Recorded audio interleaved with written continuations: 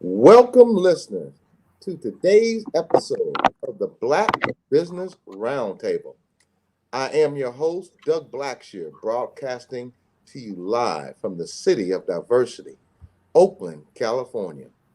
Big shout out to our brothers and sisters working in the travel and tourism sector and the convention and meeting planning industry, our show focused today. A special thanks out a special thanks to our sponsor, Magnolia Engineering and Construction, for their continued support. Congratulations, Tammy Willis, on having a Black, woman owned business here in Oakland, California. Visit her website, magnoliaengineeringandconstruction.com. Today, show highlight. The pandemic basically brought all elements of the travel and tourism industry to its knees. The convention and meeting planning industry did not go unscathed, and today we discuss this with a certified meeting planner from Chi-Town, Chicago, Illinois. Also, today we will have the co-owner of a local travel and consulting company specializing in both international and domestic group travel and special events. Our guests today include our weekly check-in, Dr. Ashley Coleman. I apologize for that. Anytime I bring her name up, the hotline just started bringing off the hook. Let me start that over again.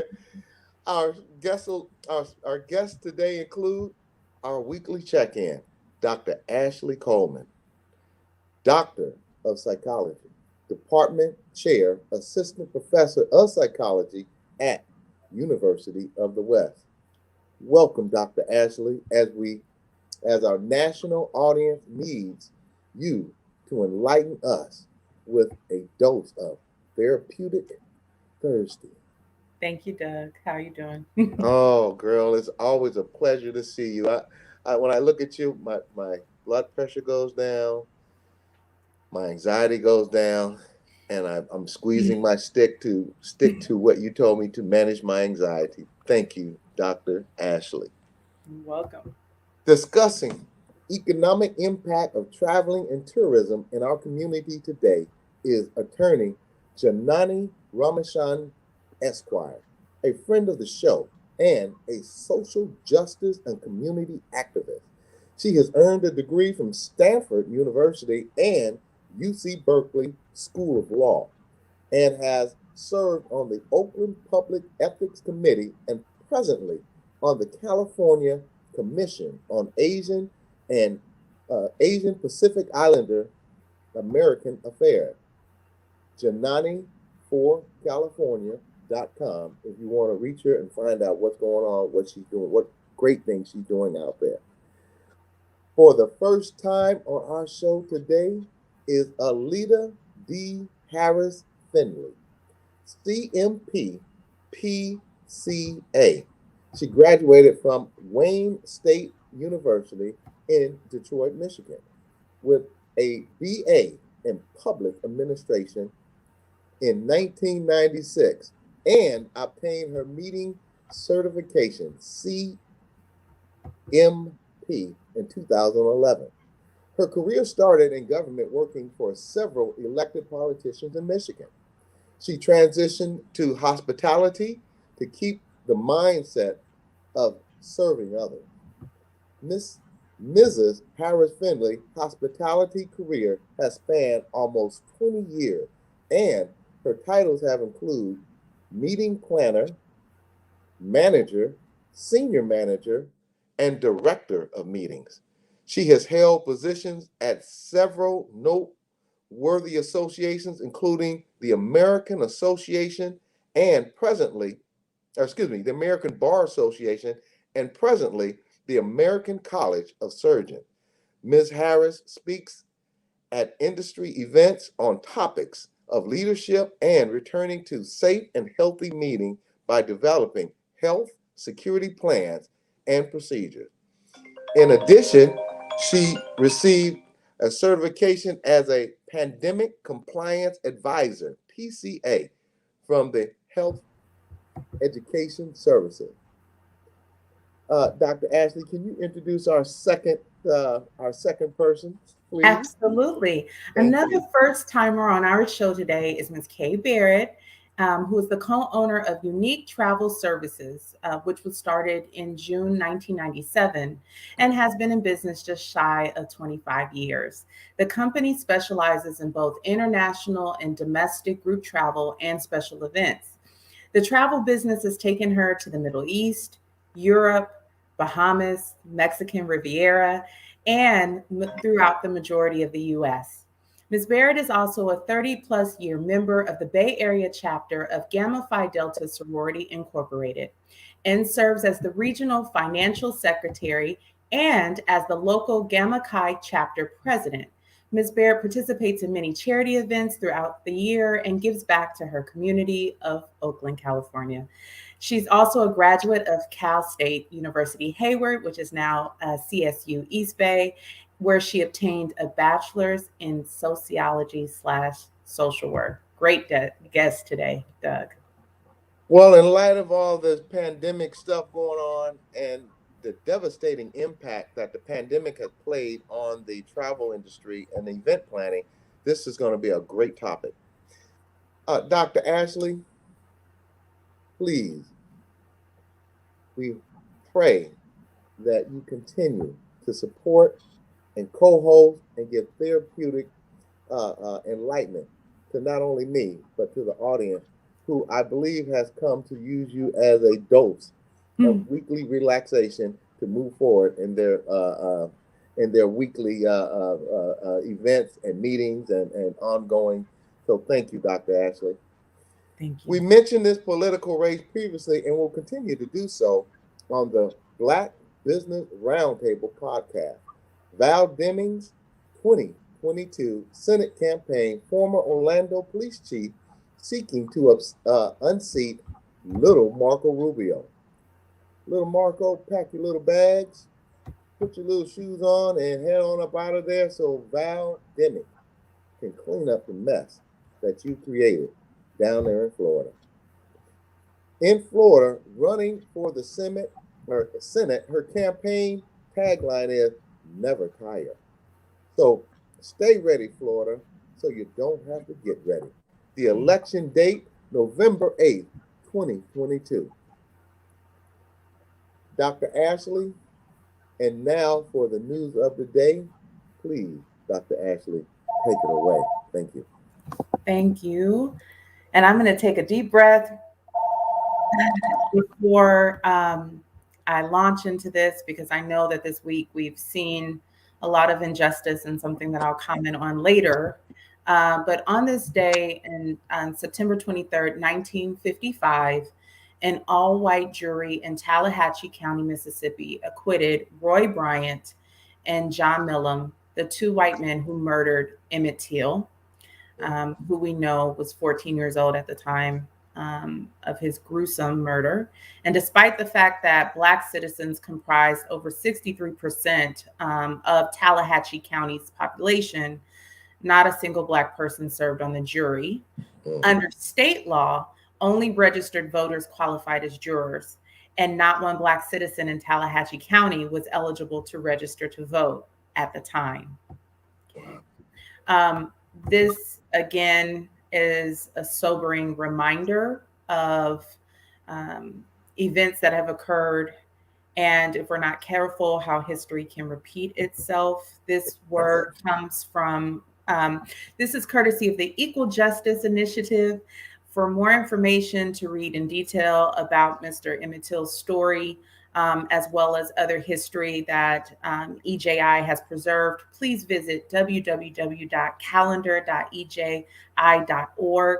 And we want to, again, congratulate EJI on the opening of their new legacy museum, From Enslavement to Mass Incarceration. And they're having their official opening on October 1st, which is right around the corner.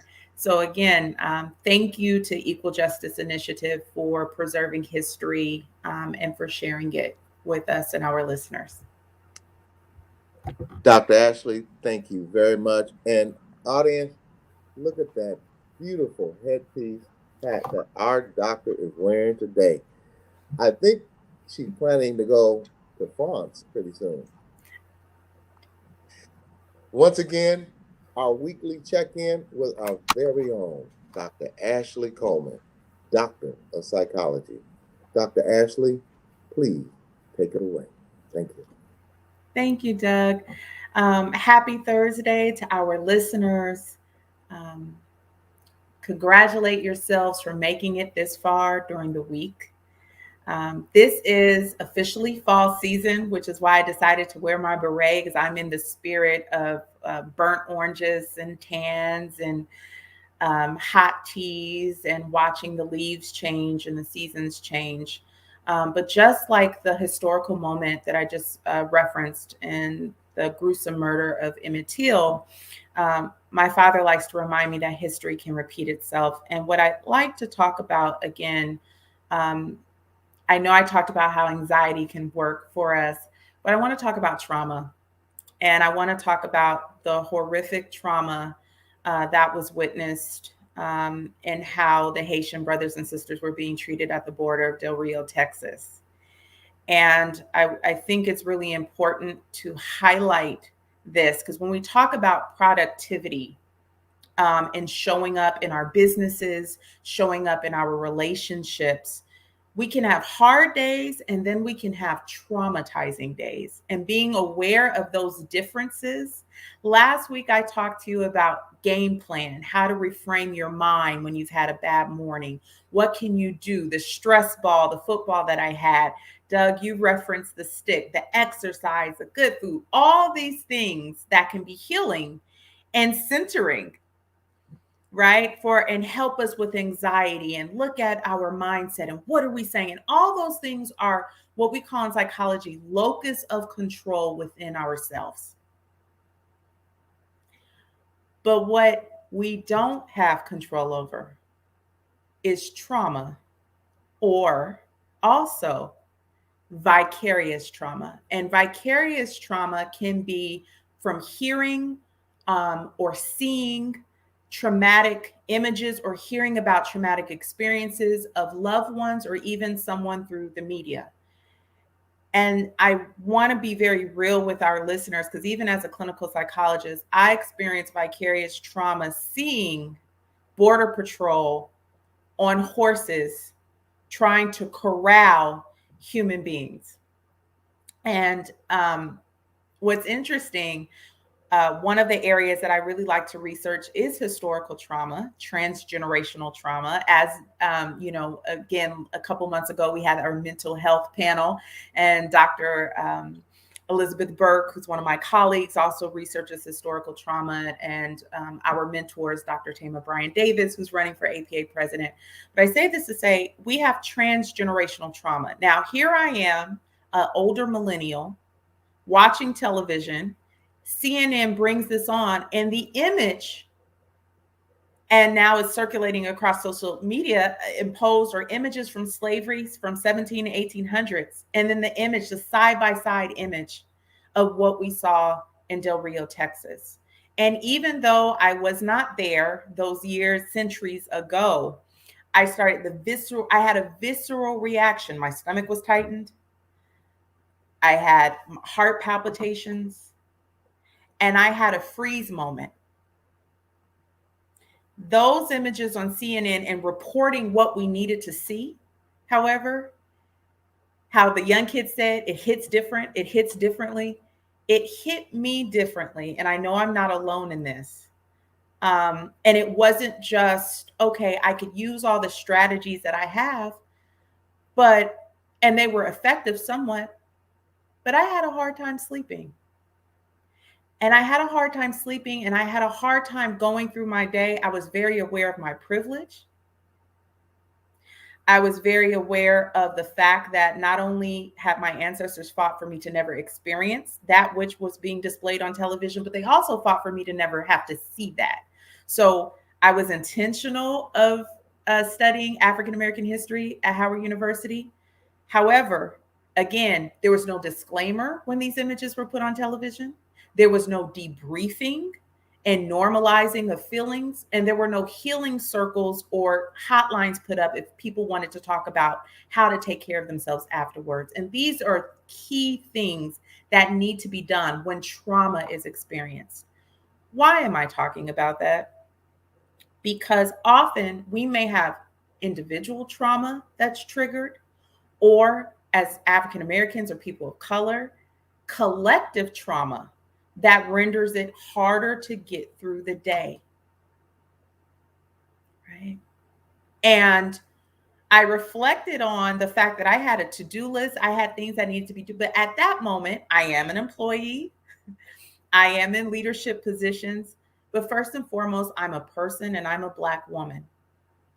And seeing images like that of people of African descent is troubling. There is no separation in the sense of using all those strategies that psychology tells us. Well, just compartmentalize. Get that football squeeze ball that I have that wasn't working, so it's not here anymore. Get that stick too. So I had to allow myself first and foremost to feel feelings. So listeners, if you ever experience trauma, have experienced trauma, or there are times when you're triggered by your trauma, first and foremost, you have to label it and say what it is. And I said, oh, I'm feeling it from what I saw today.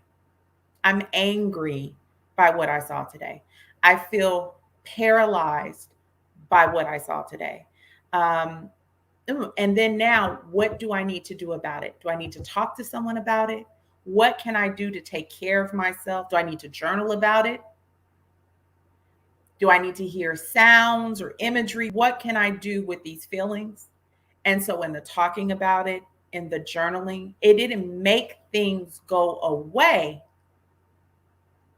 But what it did do, and what it's important for us not to do if we've been traumatized, don't let someone else tell your story and label your feelings, because we don't need to be gaslit about what's happening to us individually or collectively. And more importantly, I am reminded and grateful for platforms such as this. So thank you, Donnie Glover, because it's really important to be empowered and to have safe spaces to talk about intersections of identity, and what that means to us. So I'm going to close and say, I know we're going to hear about fantastic businesses that have continued to thrive and have continued to ride the storm through COVID.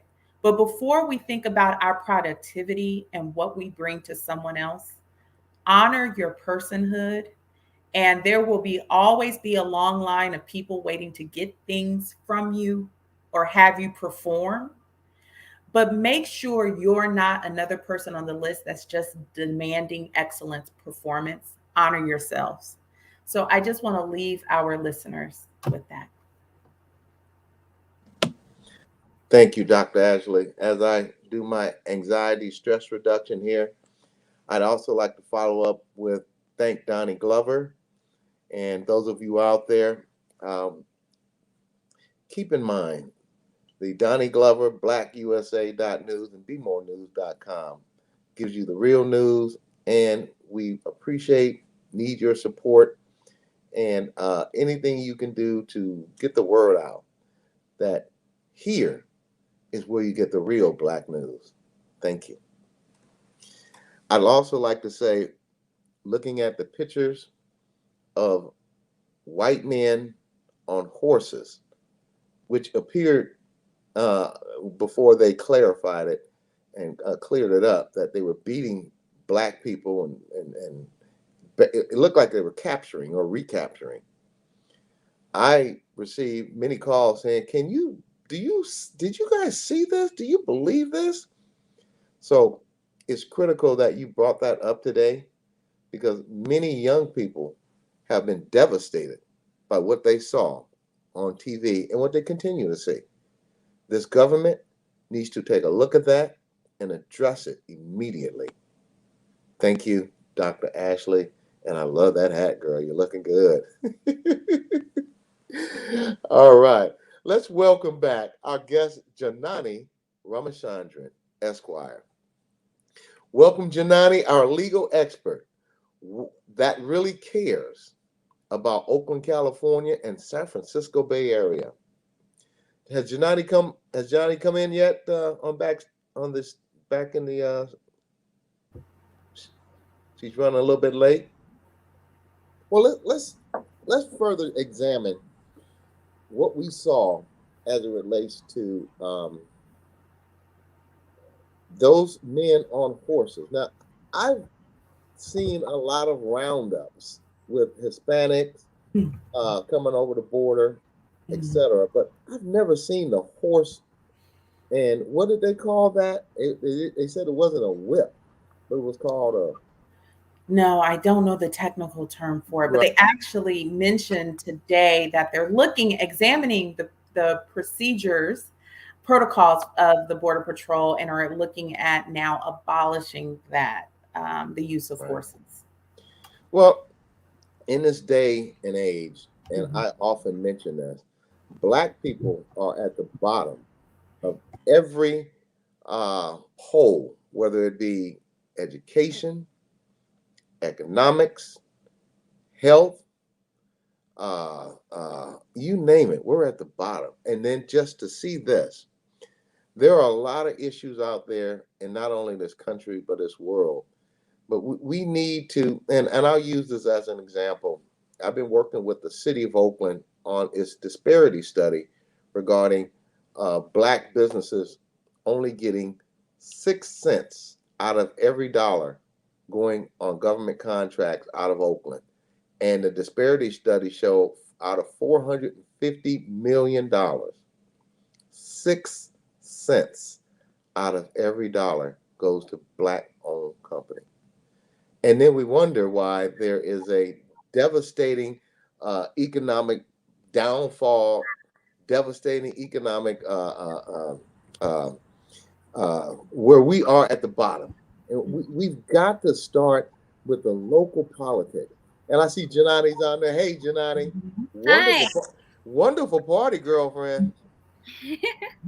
I'm gonna wrap it up by saying, all of you listeners out there, you have got to start getting involved, whether it be joining the police commission, community policing advisory board, your local political politics. You have got to get involved, and specifically African American.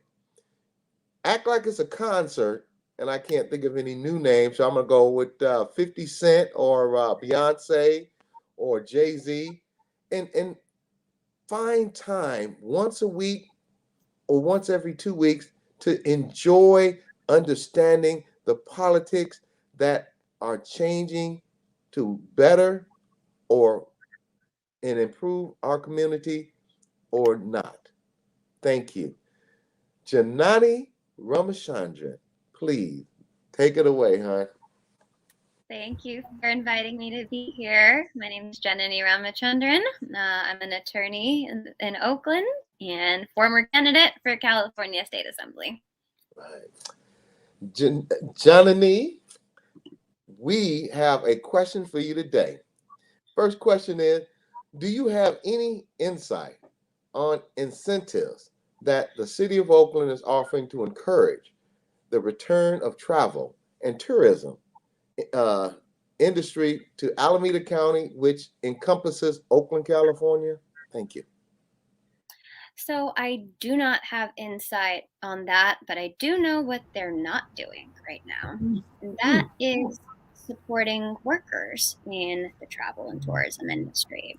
So there was a state bill last year. It was authored by Ash Kalra. I'm blanking on the number, but an assembly bill that guaranteed the right to return.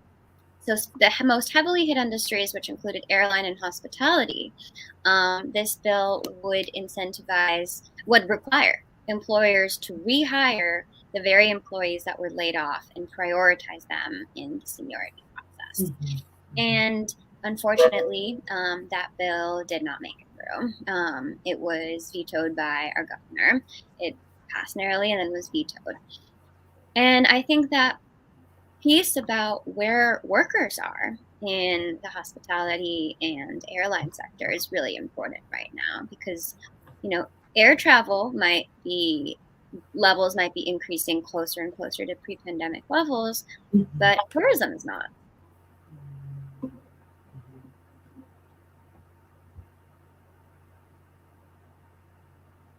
Dr. Ashley, you have Yeah, I do. I have the next question. As always, it's a pleasure to have you join us. So now that we are coping with this new normal and we are months away from the holiday season as well as 2022, what are the positives that you see for the city of Oakland regarding travel and tourism? Mm-hmm. Absolutely. So, we always end up talking about the A's when we're here. We always end up talking about the Coliseum because it is a missed opportunity right now. I heard earlier this week that unrelated to Howard Terminal and Oakland Coliseum plans, the A's are not doing very well in this season. And there has been the lowest attendance rates for games recently than ever. Yet A's are charging double for tickets right now and are refusing to refund ticket fees if it's related to a COVID-related reason. And they're not being very supportive of their fans. But this ties into tourism because the Coliseum is right next to an international airport. The Coliseum is next to BART. It's next to so much access to transportation, so that this could be a tourist destination.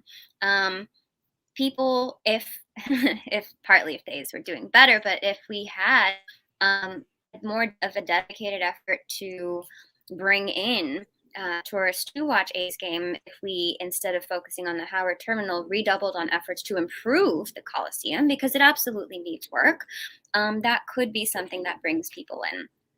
Some things so that's related to the A's, and I think there's a lost opportunity.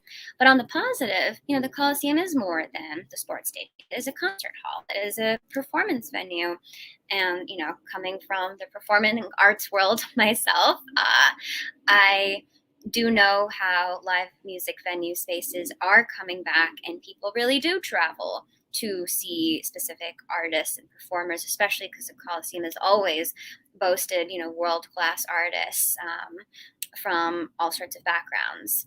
And I think that is a promising aspect to 2022 and beyond, when we can revitalize that in tourism as well. Janani,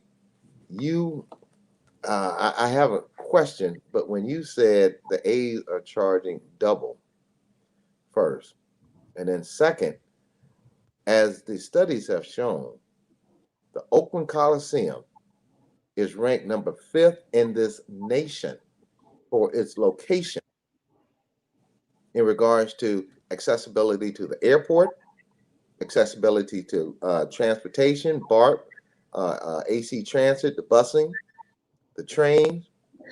It is so viable, and you can't even create an argument to why they want to go down to the Howard Terminal other than it is a land grab. Mm-hmm. And I'm going to make sure that our listening impaired hears that. It is a land grab. The one family will own some of the most valuable land in this city. One family. So thank you for pointing that out. Janani, do you foresee any obstacle facing the travel and tourism for our community and the Bay in general?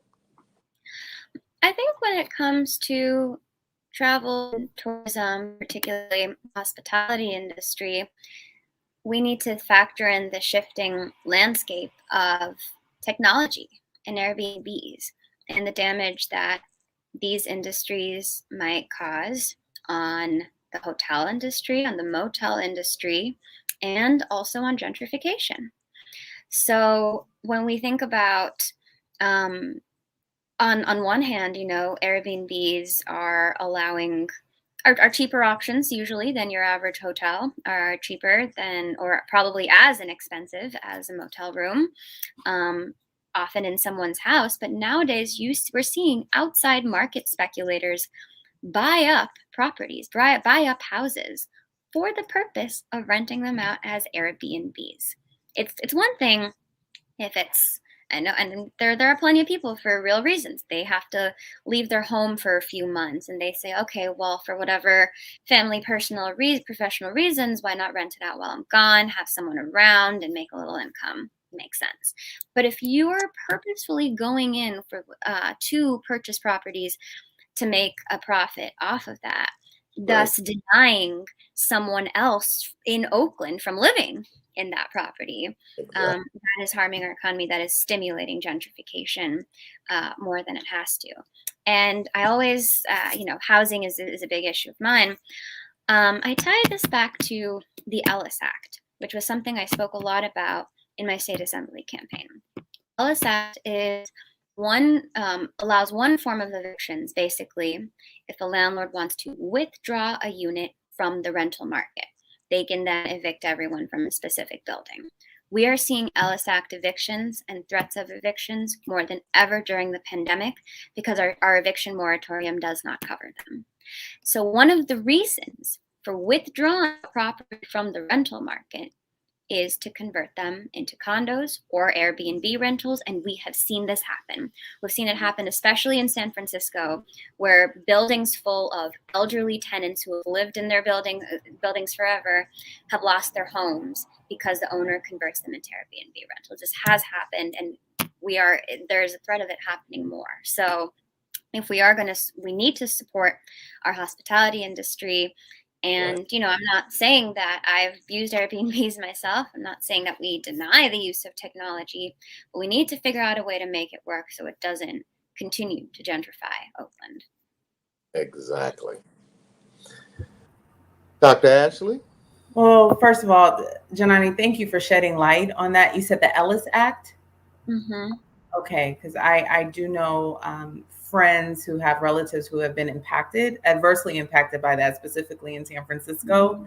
And so when we think about aging parents, I know last week with Mr. Ray Bobbitt, he talked about his plans for the Coliseum, including affordable housing and how that could truly, and I talked about as a millennial, how exciting that could be for natives, for us to be first-time homeowners in the city that we love. But thank you for shedding light on the other side of Airbnbs.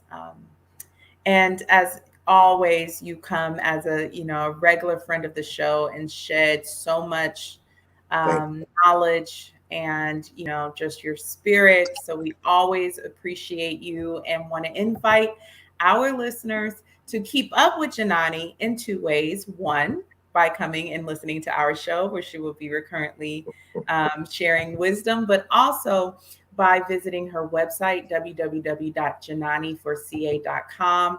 Janani, I hope when it's safe to be able to see you in person, because I can tell you with the travel industry, one of the things I've been saying to all my friends and family is I miss you and I do want to come up to the Bay Area and see everyone. So I don't want to hear about any more parties that I'm missing out on. I'm an only child and I'm starting to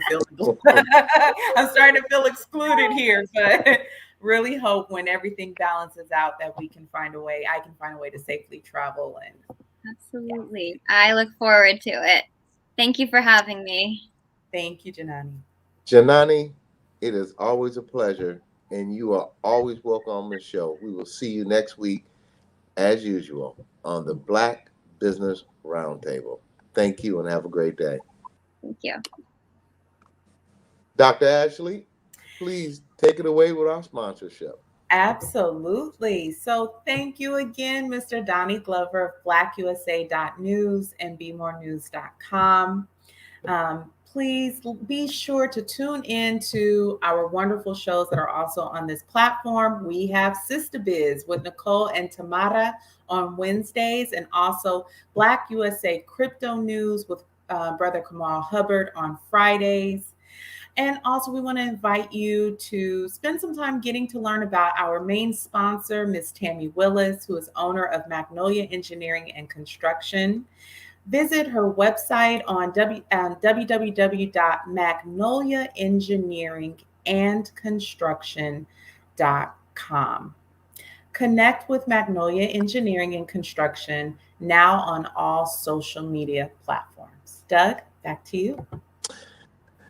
Dr. Ashley, I'm going to let a secret out, and Donnie Glover is going to love to hear this. I was going to tell him in person, but I thought I should say it on the air.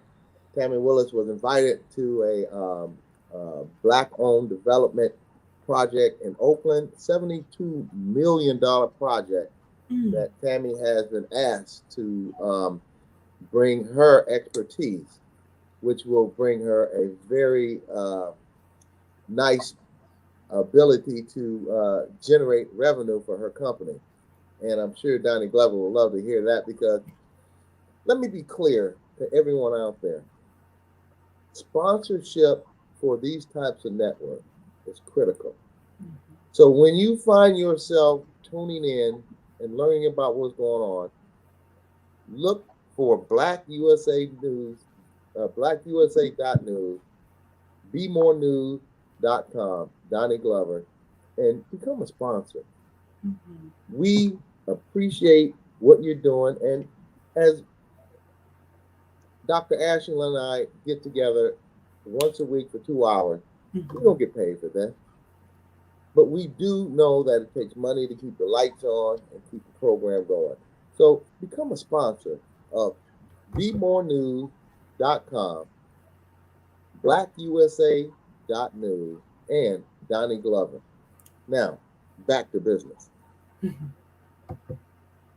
We would like, and we are 3 minutes ahead of time, so we are right on point. We would like to say, let's welcome Alita D. Harris Finley, CMP, PCA, joining us from Chicago, Chi-Town. Ms. Harris Finley, Mrs. Harris Finley, are you out there? There she goes. There she goes. How are you doing, Mrs. Finley? I am good. How are you? Oh my God, we got Chi-Town in the house. Illinois. Woo, woo, woo. Well, I live in Chi-Town, but I got to be very honest. I was born and raised in Detroit. So, for the friends and listeners out there from Detroit, woo-hoo Detroit. And I love Chi-Town, but Detroit is my home. Well, thank you for representing Middle America.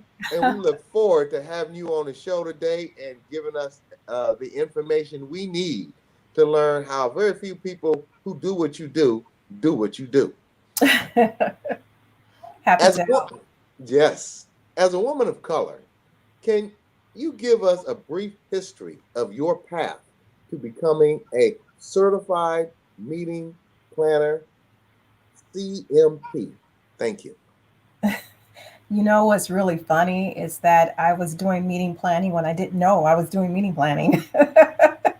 I used to work for several politicians when I was in Michigan. And one of the things that I did was organize various different events for them. So it really started off with me kind of doing that, from political fundraiser events to doing, town hall meetings. That all kind of spilled into it. And I've always had a knack, and I've always been the type of person that really is into the details and logistics. And so logistics management. So that kind of just fueled me when I was kind of trying to figure out what I want to be.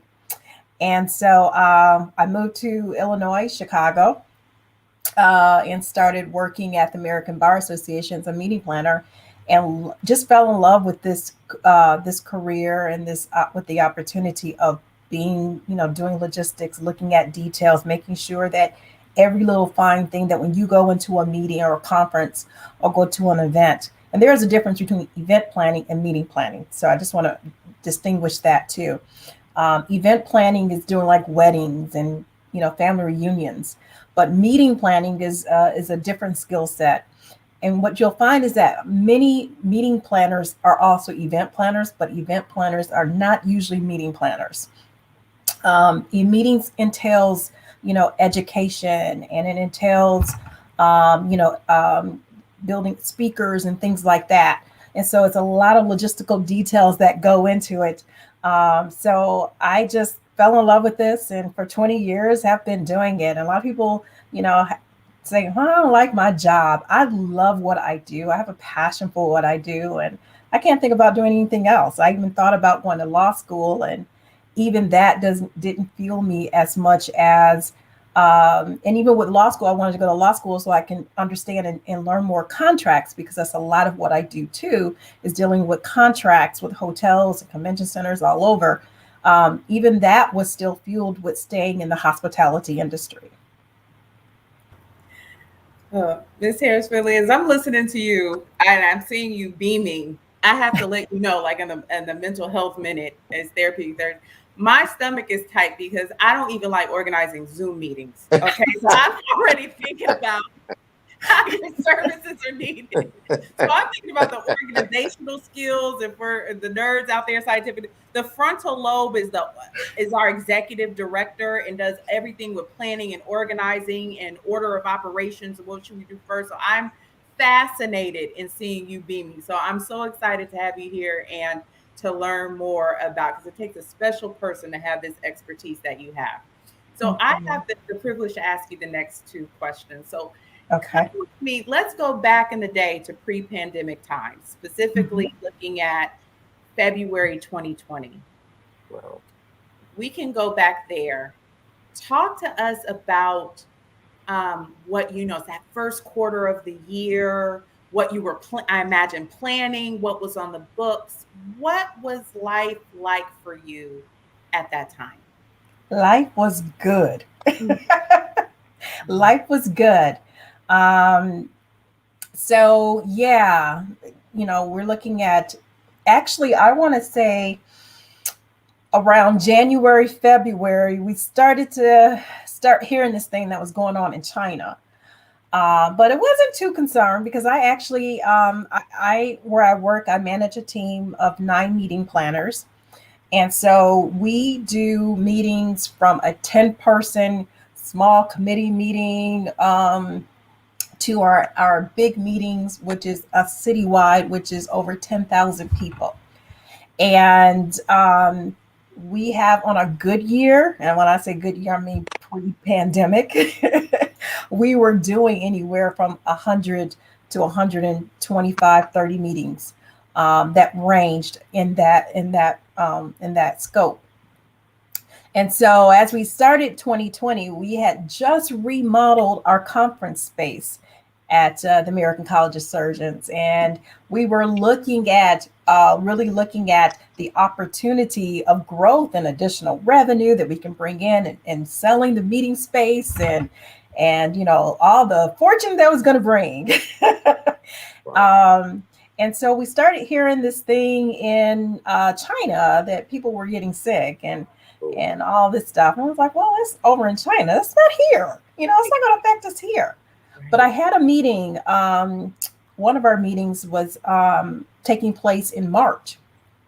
And it was a meeting that I think about 20% of the attendees were international. Wow. And by February, we started seeing cancellation after cancellations after cancellations. And then we started thinking, we had a meeting early March that, and my attendees, they're all surgeons, they're doctors. So this really impacted them. These weren't like people that weren't involved with the whole healthcare. These were the frontliners, individuals. So as we started seeing these cancellations, we started seeing more and more medical talks, and our executive director is also a former surgeon. He's a doctor. So he just kind of was like, beginning of March, he's like, everything stops. We need to take a hard look at this. And so before the pandemic and up until the pandemic, we thought life was good. Started getting rumblings about things, certainly in that early February, late January timeframe. And by the end of February, we were pretty much shutting our meetings down and looking at cancellations and things like that all across the country. Now, thank you for that. So as you're dealing with cancellations and your physicians and surgeons are, making adjustments, you're making adjustments to your plans. Take us to late March and, talk us through the shifts that happened for you professionally once we start to realize, oh, wow, we're going to be shut down for some time. So one of the things I have been a proponent of, I am one of those, and I'll give you a little background about myself as I answer this question, but one of the things I am a huge proponent of is change. And the meeting industry is perhaps one of the last industries that really hasn't changed. It relied on people leaving their comfort zone, traveling to a hotel, staying at that hotel, physically being at a meeting, and kind of, the whole industry involved actual, people seeing each other face to face. And in fact, a lot of people in my industry, and to some degree me a little bit, we were so against virtual meetings because we felt like that's competition for us. We need you to come physically to our meeting because that's where our whole stability and our livelihood is in. So as we move forward into 2020 and now the pandemic has hit, we cannot meet. And so as a meeting professional, as March and April rolled in, I and my team, we were canceling meetings, renegotiating contracts. We actually thought, by summer, this thing will be over. By July, let's rebook and let's plan maybe in the fall. This little cold thing will be over, because we were listening to the professionals and we were listening to, at that time, that man they called the president, so we thought this was going to be over, and how silly we were. But the thing about it is, as we started to move forward to the future and past the pandemic, we saw how number one, in the meeting industry, how much we really needed to pivot, how much we really needed to change how we were doing things. And so one of the things that I really challenge my team on doing is, how is really defining ourselves. And so we had to, not look at a meeting as though it was physically being there. We had to now look at how are we going to make ourselves relevant in our jobs, and now produce virtual meetings, because now we got this thing called Zoom and everybody can do a Zoom. So, why do they need meeting planners?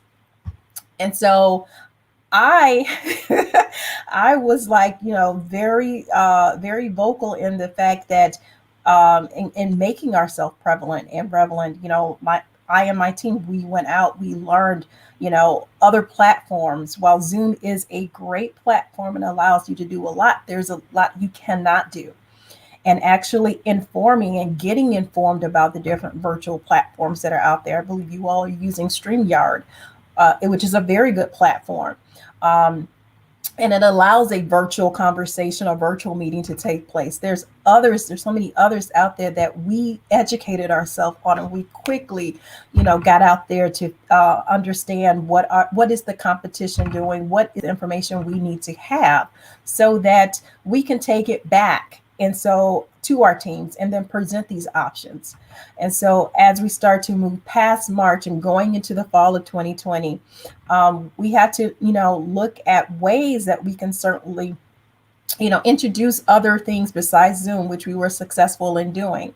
And then again, one of the things that we had to certainly do is not get stuck into today, but then start looking, what is tomorrow going to look like? We're not going to be forever in a virtual meeting. We eventually have to get back into meeting face to face, because it's a whole, the hospitality industry and the economy really is circled around us traveling and moving and moving from city to city and from taxis to restaurants to hotels.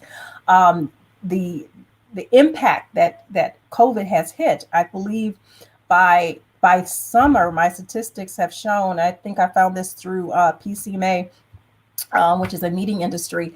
I believe the stats had said over 10 billion, and that's with a B, $10 billion was lost in registration fees that that associations were losing, because that's how we make revenue. And then the biggest is the hotels. And not only with over 10 billion lost in that, but another close to, I believe, over 10 million jobs lost in the hospitality industry. So as we start to think and move forward the future, that was huge to not so much as look at just virtual meetings today. How do we take what we've learned and then move it to where we want to ultimately go back to? Mm-hmm. I think I answered your question in a long way. No, you did. And I have some thoughts, Doug, right before you ask the next question. I just want to let you know, as a consumer, someone who misses conferences, my psychology conferences, that's my, knowledge, my quest for knowledge, and also vacation. But I also just want to say, for the record, not everybody can do a Zoom meeting, and I'll just leave it as that. So I just don't want you to undermine. Don't undermine that expertise, because engagement looks differently virtually. So to be able to engage people virtually in a meeting is a skill. So I digress. I just want to And I just want to also add that as you know, the whole experience of a meeting, you can attend a meeting. A meeting is like, to me, the experience, and that's something that you just touched upon.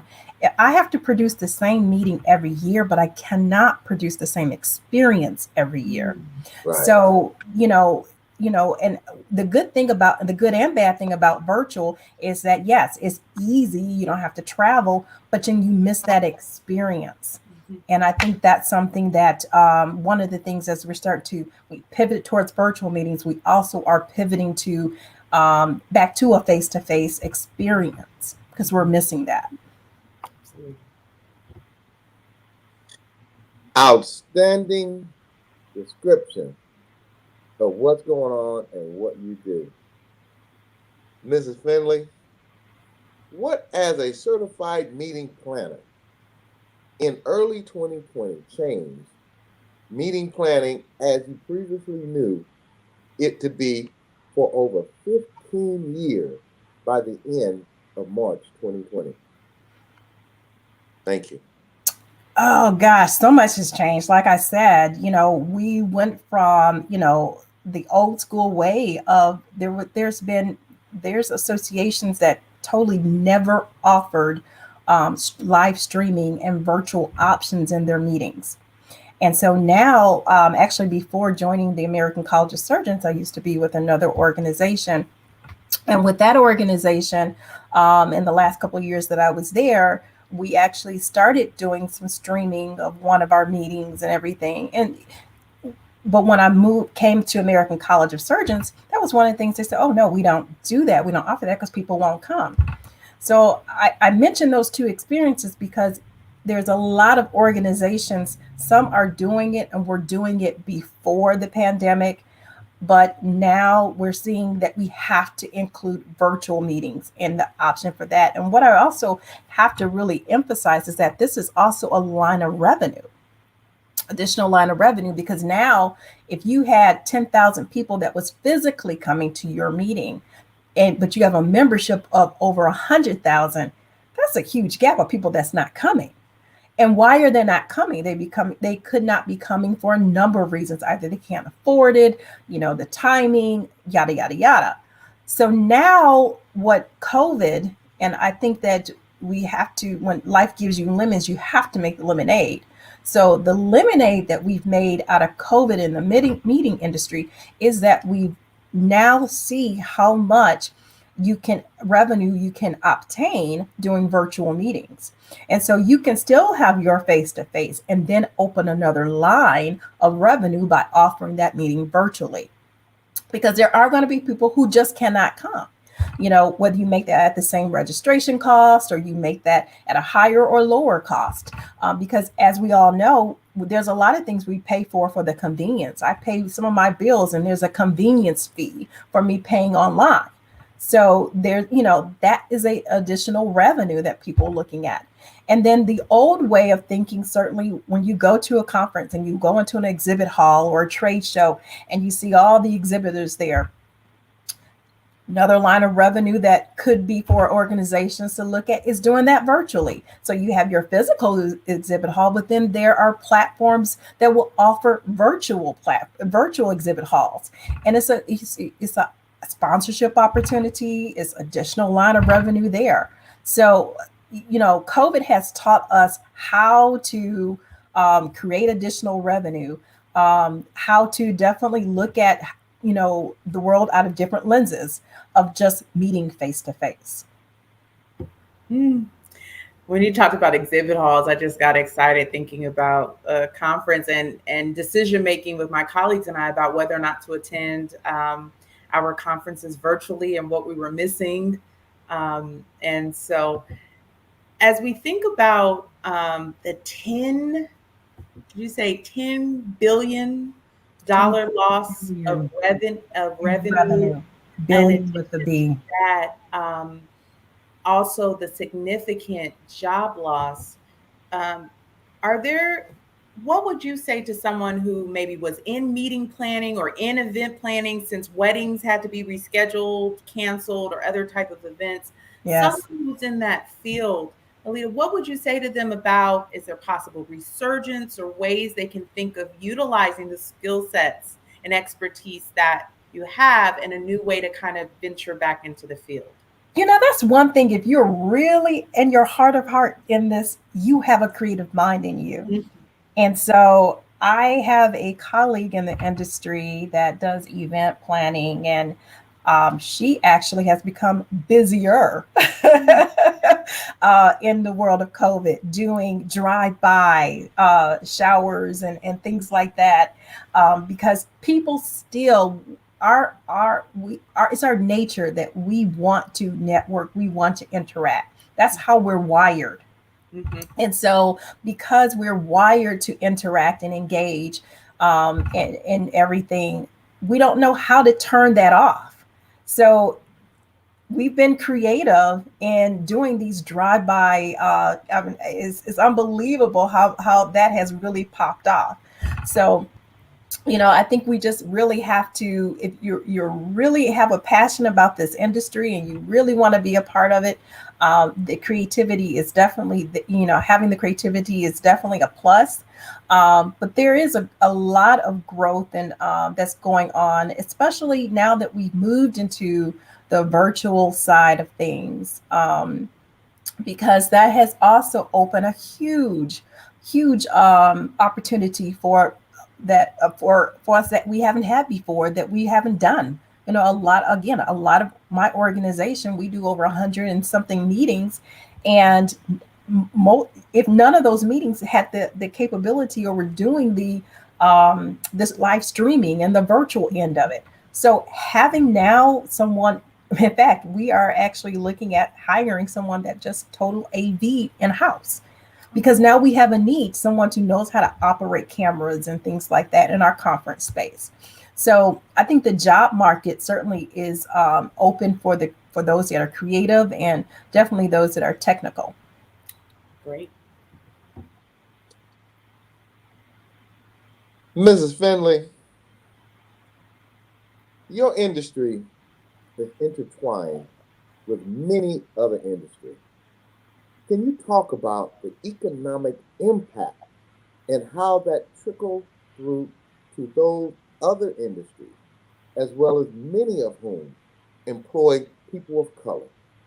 Industries that probably comprise of hotels, airlines, ground transportation, food and beverages, and some others our audience may not be as familiar with. Thank you. The unfortunate thing about COVID, while there are some good and some bad, the unfortunate thing, when I said over 10 million jobs lost, a lot of that was, I have numerous of friends in the hotel world that were furloughed and lost their jobs.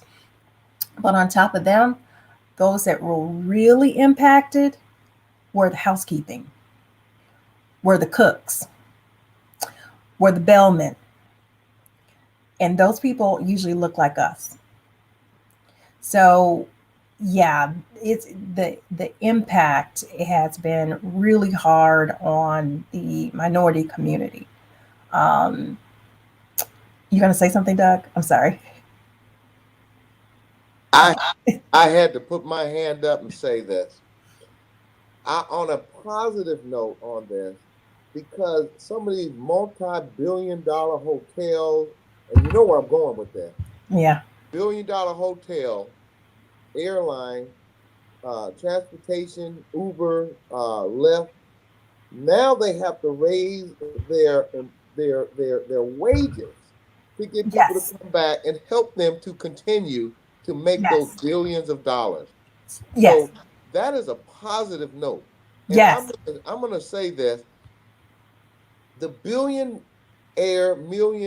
companies, they needed almost a sock in the gut to realize that you have to help and treat the people who are helping you to sustain your lifestyle while Yes. paying fair, livable wages. Thank you. Yes. No, I put my hand up and say hallelujah to what you just said, because you hit the head right on the nail, or the nail right on the head, however the saying goes. Yeah, as I said, the downside, that was the downside. But with every downside, to me, there's always going to be an upside. So the upside of us coming through all of this is just what you said, that a lot of those cooks and waitress and waiters and bellmen and housekeepers, they were forced out of a job.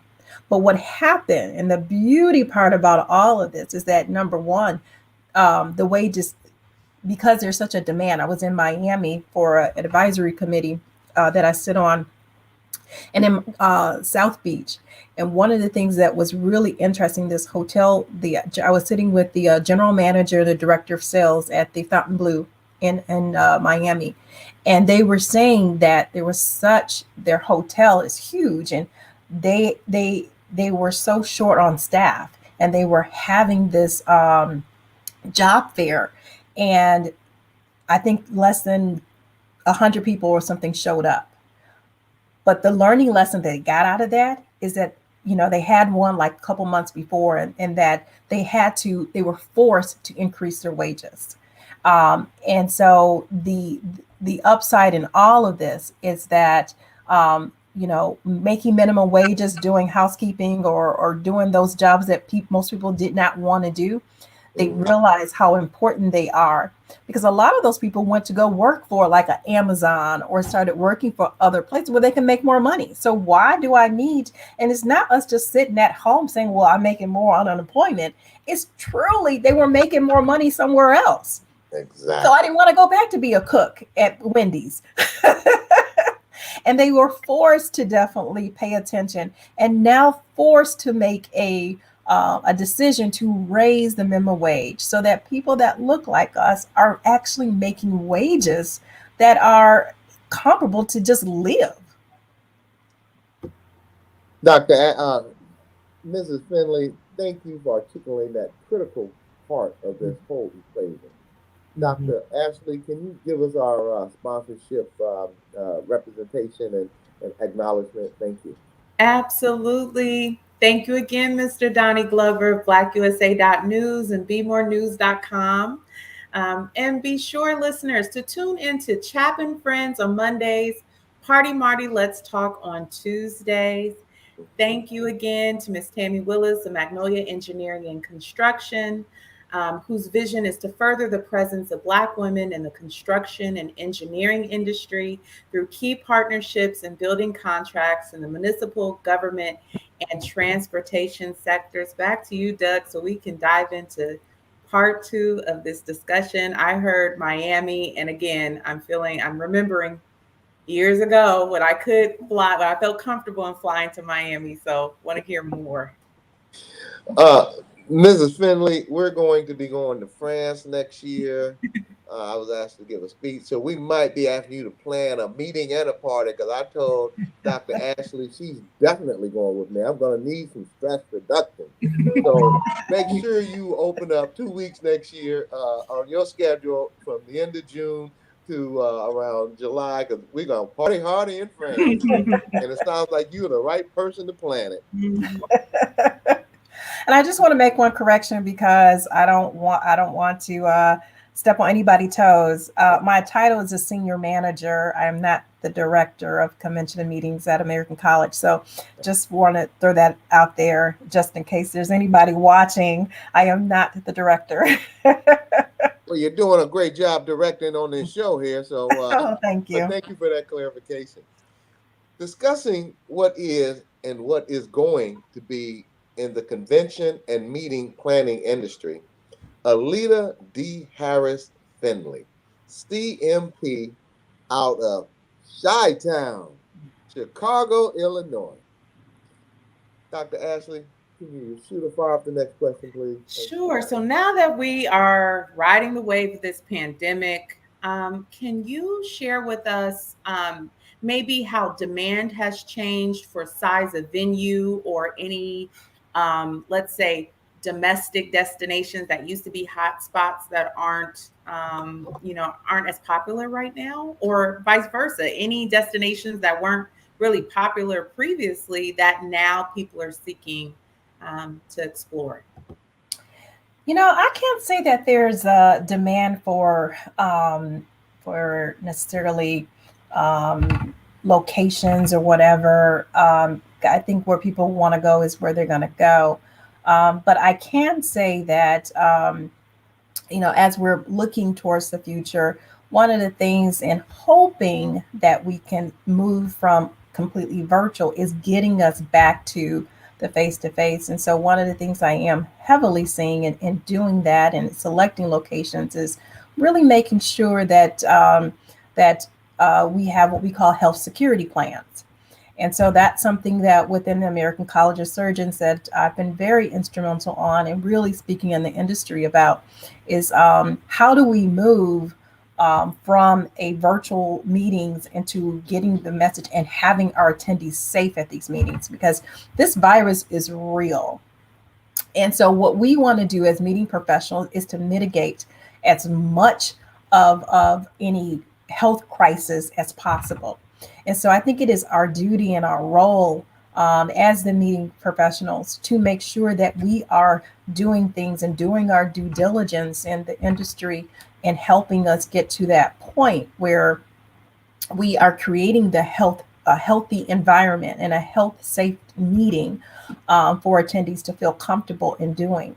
And we're doing all the steps in creating those and doing those procedures, no matter if it's a 10-person meeting or moving to, the 1,000+ meetings that we do.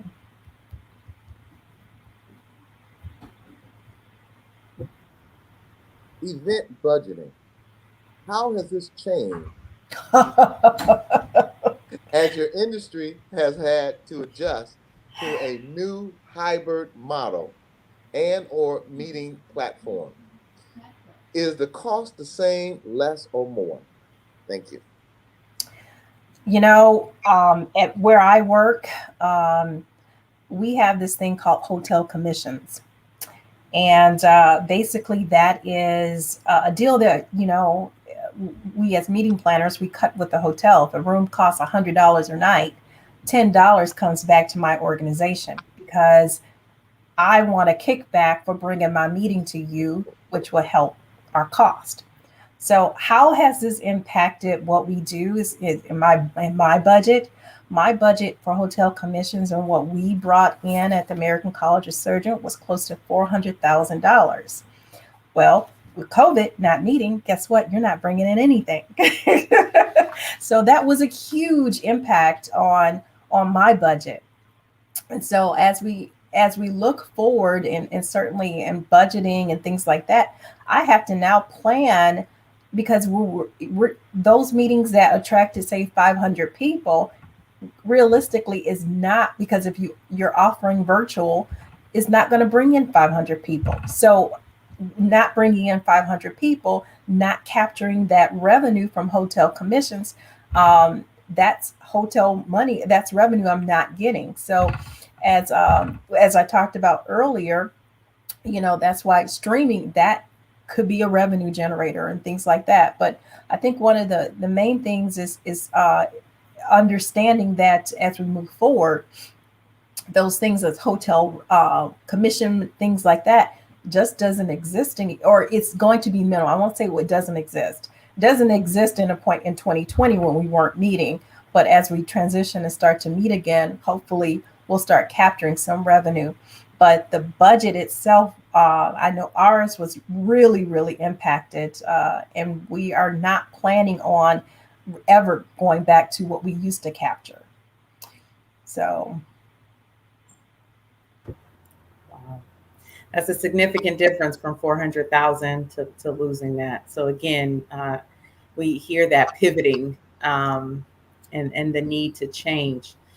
You mentioned creativity as a way to sustain oneself in the field, to think of different pathways. And we also have talked about hotel hospitality and some of the positions that people of color, have. And what might be some other areas, and I'm thinking about youth right now or of the Black and Brown communities, that they can kind of focus on or train for now to be competitive in the industry? It's a good question. Again, the creativity is huge. And one of the things that I think COVID has opened up for us is certainly the opportunity in the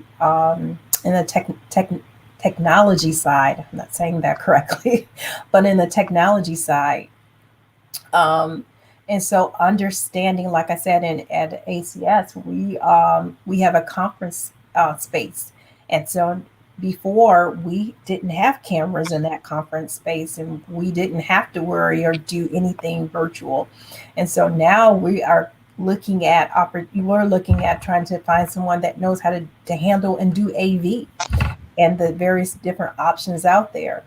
And understanding kind of even on the back end that as we start to meet again and incorporating virtual meetings into our live meetings, the technical side of that, from on-demand meetings to live streaming to all of that, I think if I had to give any advice going into this, is that don't go into this with the old school mindset of I want to be a meeting planner because you can travel and go to places.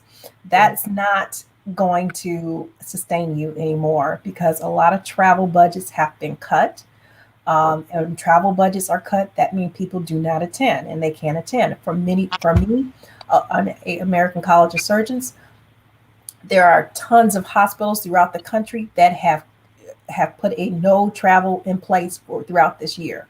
If you can't travel to a meeting, you can't attend a meeting, then that's going to affect your registration. So understanding and truly knowing how to work these different platforms certainly is a plus, because a meeting planner now that can do virtual meeting, and there's actually certifications out there, it's a DES, I believe it's digital or it's DMS, digital meeting certification or something like that. But understanding and knowing how to work these different platforms and how to incorporate, the virtual end of this, of the technology side will take you in a very long place, in a long way. You know what, sister? This show seems to get some of the brightest, wisest, intelligent, articulate sisters in America right here on the Black Business Roundtable. What you are educating our audience in is things that I never knew there was a position like yours out there. So thank you for articulating and educating our audience. Moving forward with face-to-face meetings, what are the latest protocols in place for attendees for the upcoming COVID-19 and cold and flu season, now through the first quarter of 2022? Social distancing masked, larger conference room and breakout rooms to physically distant, smaller meeting attendee headcount. Thank you. Well, I kind of touched upon that with the health security plan. I know for my team, one of the things that I am requiring them to do is to create and have a plan, a contingency plan. We have a couple of meetings that are taking place in I believe, Hawaii and DC and a couple other places in our first quarter. I'll go to Hawaii with you. I'm sure you will. But plan me in for that one. I know, right? But we still have we have to go into this with the mindset that we don't know what the winter's going to bring with COVID. Just as there was a surge in the summer, and it's starting to kind of go down a little bit with the winter coming up, and that's usually cold and flu season. And when things kind of pick up, we saw what happened in November and December of last year. The surge could come back again. And so one of the things that I have asked and actually required my team to have is a contingency plan, that you're planning a face-to-face meeting, but if you don't have a face-to-face, how you need to make a go and no-go decision. If you're going to go forward with it, you got to have a plan as far as, if we have to pivot and now do it virtual. So that's one of the things we're working on. And then, like I mentioned, the health security plan. The health security plan is one of the things that I'm a huge proponent on, because it really, number one, protects my organization with, doing our protocols, putting the things in place by attending this meeting. I mean, granted, we live in America, you can sue no matter what, right? But having those protocols and waivers in place, that if you attend this meeting, you acknowledge the fact that you could be sick. Attending this meeting, you're gonna do all the requirements, be vaccinated, wear a mask, social distance, and things like that. So number one, having these protocols in place legally helps our organization and protects our organization. But it also tells the attendees that, hey, we are doing everything possible, and we want you to know this, to allow you to come to this meeting and for it to be safe. And because of the nature of our attendees, they're surgeons and they're doctors, if they know that we are doing these protocols and doing these measures, that definitely helps them to feel a little bit more safer coming to a meeting. So definitely, as we start to plan and think about the future and what does the meetings look like and those protocols to meet again, yes, wearing masks, taking the COVID test, and then, having those waivers in place and things like that is key and critical. Mrs. Alita D. Harris Finley, it has been a pleasure. I just love when you say that. You think it sounds like I'm somebody. Hey, let me be clear when I say this. You are, and all of our Black women, for many, many decades, centuries, we have overlooked the Black woman. You are Dr. Ashley is, Kim behind the scenes, and all Black women in America. This is a new beginning. You are some of the brightest minds, and a study has been done by Wells Fargo that Black women-owned business is the best investment that America can make right now. So, audience, that is the truth you won't hear on channel 1, 2, 3, 4, and 5 for those big multi-billionaire media companies. We truly enjoy the information that you shared with our audience, and we welcome you back. Please. Also, next year, we're going to France. So we're going to keep you apprised. Je parle le français comme ça. Oh, yeah. Dr. Ashley, we have another crew member now. Mm-hmm. Thank you, Mrs. Alita D. Harris Finley. We enjoyed you on the show, and Thank we you look for forward to having having you me. back. Thank you. Well, a time for our sponsor. Dr. Ashley, please take it away. Absolutely. Thank you, Mr. Donnie Glover of BlackUSA.News and BeMoreNews.com for the opportunity to broadcast and showcase our wonderful guests. Be sure to visit Mr. Glover's YouTube page, so youtube.com/Donnie Glover, and check out the exciting show content available. Well, that brings us into our next guest. Alita, you still here with us, girl? You gonna plan to?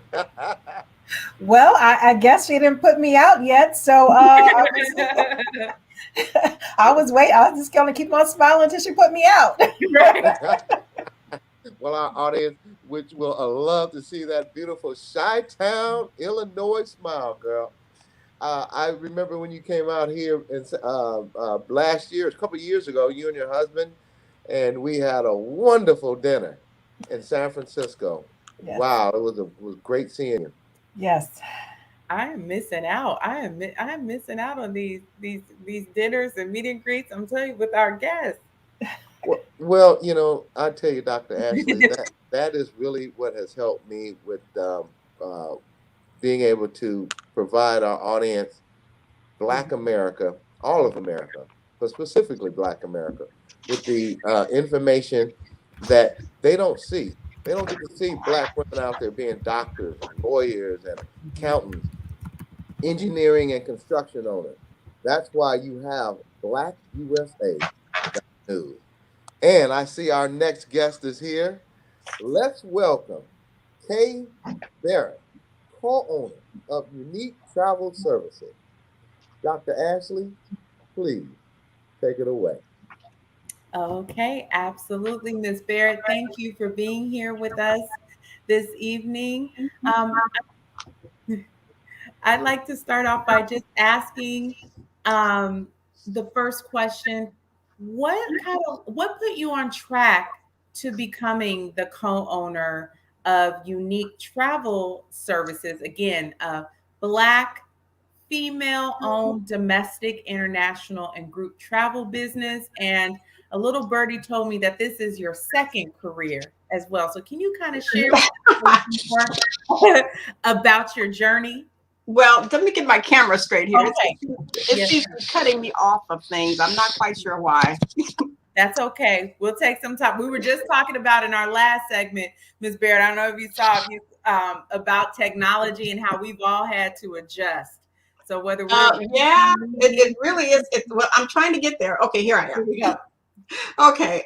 Yeah. What put me on track with the travel industry, I might say, is family. As it turns out, my family was, I guess, seeking to travel the world, and it was my brother who and his coworkers who decided that they wanted me to be their planner. And at that time, I had no experience in the travel industry, but I was in my previous profession a purchaser. So basically, I combined the two and went about trying to plan their vacations for them. And this happened and went on for a number of years. So then I decided that, well, maybe I should formalize this. So I decided that to learn more about the industry that I would attend the college and get my certification as a travel professional.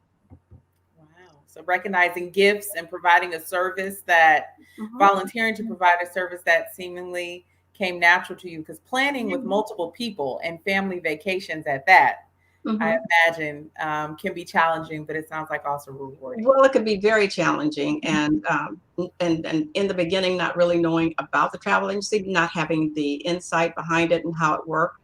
It was very challenging, but I made a go of it, and my mother became a platinum cruiser with Carnival because she traveled every year, and that's 14 or 15 cruises to reach that level. And that was, she was one of our, she carried that flag. She was ready to go travel each and every year. So that's what got me involved in it. Wonderful. Mm-hmm. Mrs. Barrett, Mm-hmm. pre-pandemic, can you share with our audience some of the customized experience you have booked internationally and domestically that often includes several elements: airlines, ground transportation, luggage porter, and excursion? Thank you. Well, let me just say this. I was listening to Alita as she was describing what she does as a meeting planner. I meeting planner and an event planner, like she said, is two different things. Travel, being a group leader, being a group traveler is an event. And you go about doing the same kinds of things that a meeting planner would do, but you're just doing it with people over here, doing individual type things for them, getting them ready to travel. So basically, prior to the pandemic,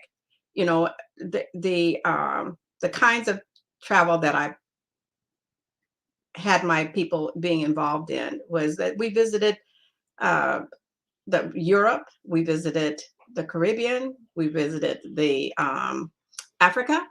So we were all over, and I took big groups. My groups numbered in sometimes 60 and 70 people. That's how many people? That's why I say it's an event, and you have to handle it as an event.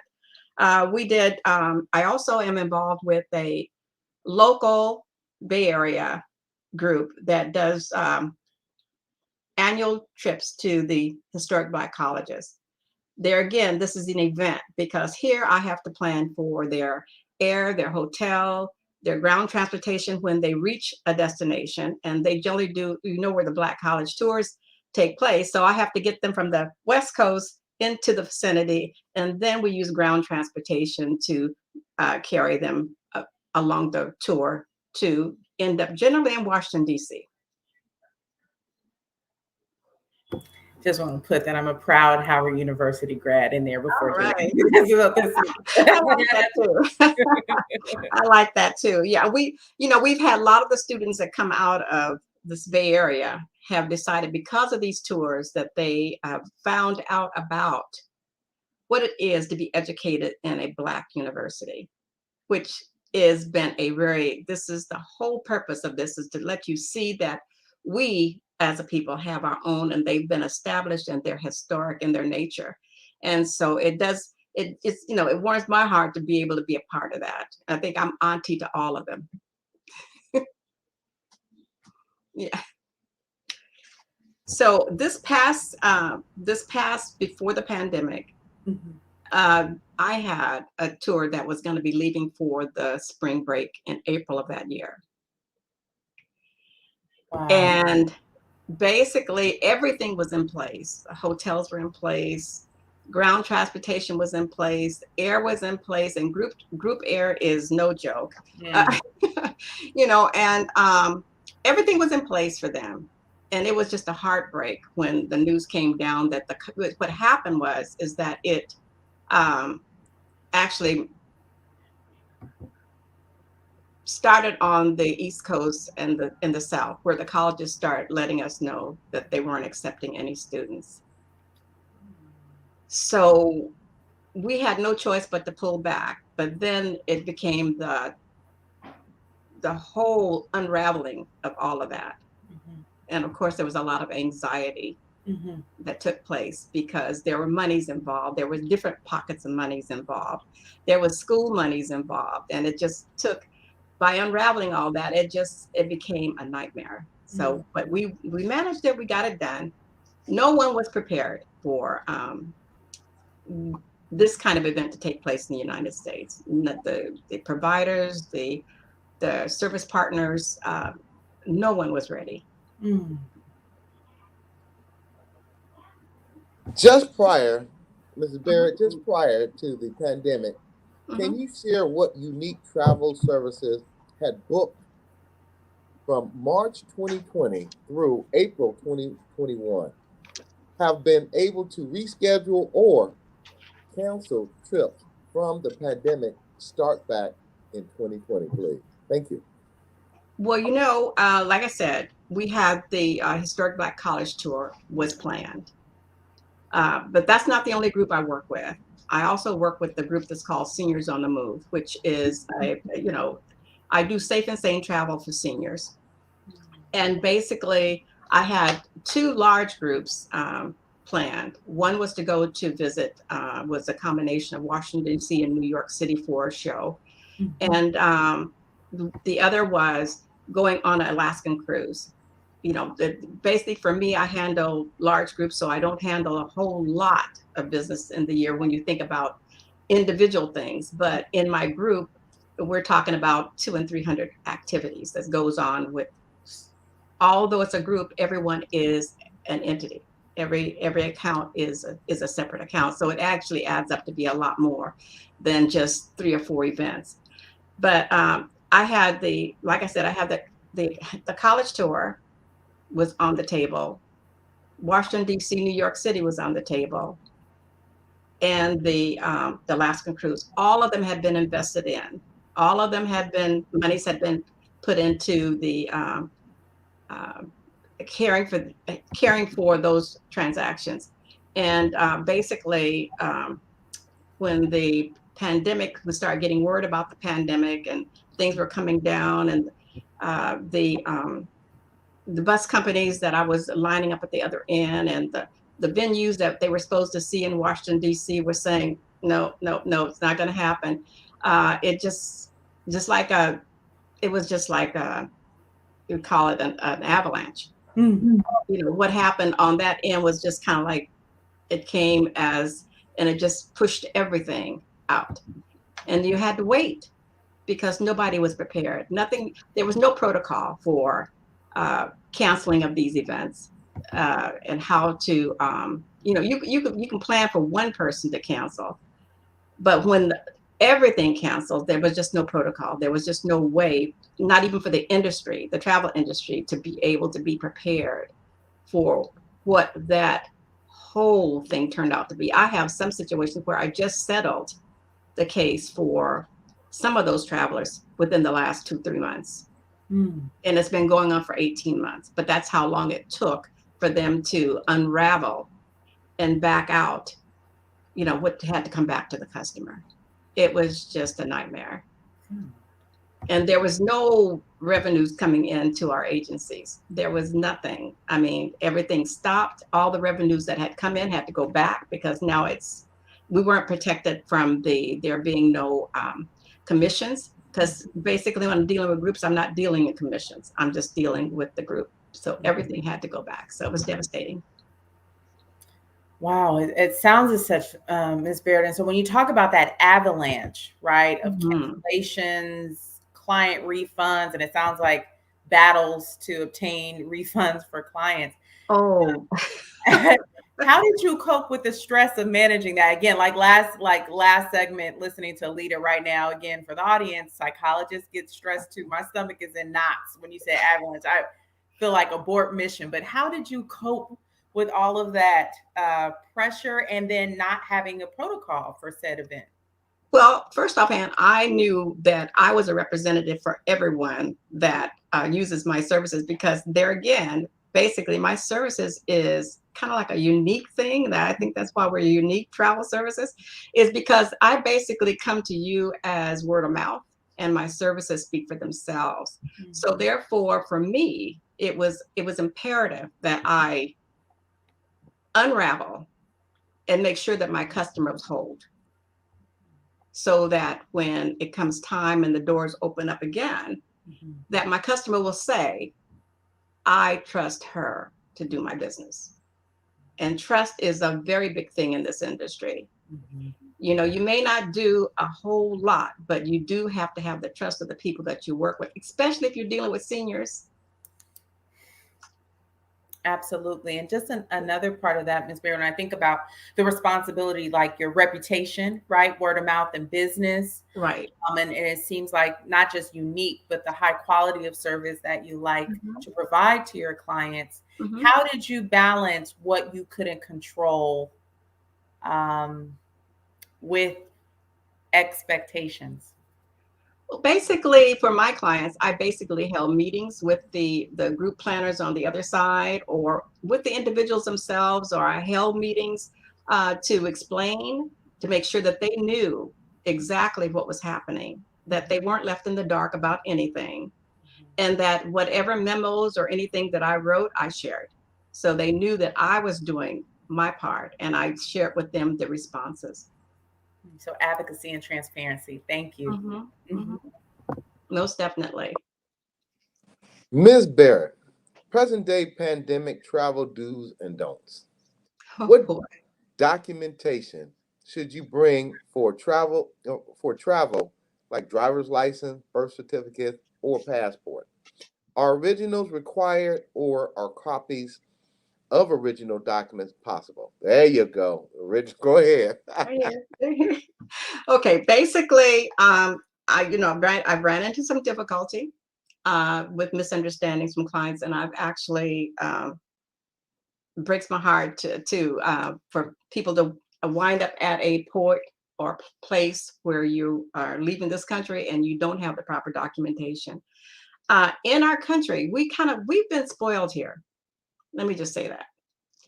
In America, we were able to go to other countries, our neighbors. We didn't have to have passports, but they needed passports to come see us. But basically, here in America, you can go anywhere you want to go on your driver's license. Our territories, I would advise you to have, this is called a passport card. The airlines will allow you to use it to visit our territories. I If you have a passport, I would advise you to travel with your passport. That's where all of the other world does. They travel with their passports, and we need to get familiar with this because this is coming. They started off with what is it called now, with our real IDs? Well, that's just another form of this passport card. That's just a smaller version of this passport card, and it costs about the same thing. This costs you $35 to get a passport card, and you can board airplanes and around the country with that. Where would one get a passport card? I know what a passport, but I never heard of a passport card. Well, when you order your passport, you have the option of ordering the passport and the passport card at the same time. If you don't have the passport card, you can go to your government passport office, or you can fill out the application through your post office and just say you're applying for a passport card. But when I purchased mine, I purchased them at the same time. Yes. One real quick question. I remember a friend of mine was going out of the country a couple of years ago, and she couldn't find a passport. We had to go to San Francisco. She had to wait in line to make sure, because she had already paid for the trip. But can you tell and this is a sidebar going off of questions we have, but can you tell our audience what happens if you lose your passport a couple of days before your big trip, such that you don't have a heart attack? Can you tell our audience what they should do? Thank you. They should go straight to the passport office, and let them know that they've lost that passport, and they planned a trip. They need to have that gun. You pay an extra fee for that, but they can produce a passport for you. Thank you for that valuable information, Dr. Ms. Barrett, thank you for, again, sharing with us about documentation on trips. And I'm just thinking, as it sounds like passport is king, whether someone is traveling domestically within the same country or internationally. But do you have just any overall tips for travelers? We're right here embarking on the holiday season, and it seems like in watching the news, this country may want a COVID test, this country may want vaccination, or this state. Can you kind of just give some tips for our listeners to prepare for travel?